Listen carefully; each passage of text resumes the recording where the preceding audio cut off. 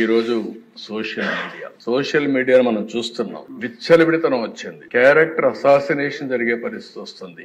ఆడబిడ్డలు తలెత్తుకొని తిరగలేని పరిస్థితి వస్తా ఉంది. ఇది మంచి సాంప్రదాయం కాదు. నాకు చాలా సంతోషం. అసెంబ్లీలో బూతులు లేవు. ఇప్పుడు అసెంబ్లీ అంతా కూడా సబ్జెక్ట్స్ పైన చర్చించే పరిస్థితికి వచ్చాం. ఆ 5 సంవత్సరాలు అసెంబ్లీలో బూతులు మాట్లాడడం, బయటంతా భయంకరంగా ఉండడం, ప్రజాస్వామ్యం పూర్తిగా అపహాస్యం కాబడింది. అలాంటి అన్ని పోయే పరిస్థితికి వచ్చాయి. ఈ రోజు మళ్లీ రాష్ట్రంలో ఒకటే విజ్ఞప్తి చేస్తున్నాం.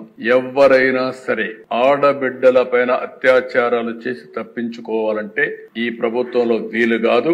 అదే చివరి రోజు అవుతుందని మరొకసారి హెచ్చరిస్తున్నాం. చాలా కఠినంగా చెప్తున్నాం. ఇంకా కొంతమంది అక్కడక్కడ చూస్తున్నారు. ఆకతాయిలున్నారు, ఇష్టానుసారంగా ప్రవర్తిస్తున్నారు. వారందరికీ కూడా ఒక మెసేజ్ పోవాల్సిన అవసరం ఉంది. నేను ఒకప్పుడు ఒక మెసేజ్ ఇచ్చాను. ఈ రాష్ట్రంలో లా అండ్ ఆర్డర్ మెయింటైన్ చేయాలి. తీవ్రవాద సమస్య పరిష్కారం కావాలి. మత విద్వేషాలు లేని రాష్ట్రంగా మత సామరస్యాన్ని పెంచాలి. ముఠా నాయకులందరినీ ఒకటే మెసేజ్ ఇచ్చాను. తరతరాలుగా మీరు ముఠాలకు పాటుపడుతున్నారు. కుటుంబాలు లేకుండా పోయే పరిస్థితి వస్తా ఉంది. ఇంకా ఈ రాష్ట్రంలో జరగడానికి వీలు లేదని ఆ రోజు కూడా చాలా స్పష్టంగా కంట్రోల్ చేశాం. రౌడీలకు ఒక మెసేజ్ ఇచ్చాం. ఈ రాష్ట్రంలో రౌడీ అనేవాడు ఉండడానికి వీలు లేదు. ఈ రాష్ట్రం మీకు సహకరించదు.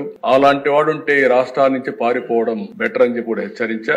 ఇప్పుడు కూడా చెప్తున్నా, ఎవరైనా సరే రౌడీజం చేసి మళ్ళా తప్పించుకుంటామంటే అలాంటి వాళ్ళని ఎట్టి పరిస్థితుల్లో వదిలిపెట్టమని అసెంబ్లీ సాక్షిగా హెచ్చరిస్తున్నారని కూడా. చూసారు కదండి. మరి ఈ వీడియో కనుక మీకు నచ్చినట్లయితే ఒక లైక్ కొట్టేసి మీ అభిప్రాయాన్ని కూడా కామెంట్ బాక్స్ లో తెలియజేస్తూ ఇలాంటి ఇంట్రెస్టింగ్ అప్డేట్స్ కోసం మా ఛానల్ ని సబ్స్క్రైబ్ చేసుకోండి.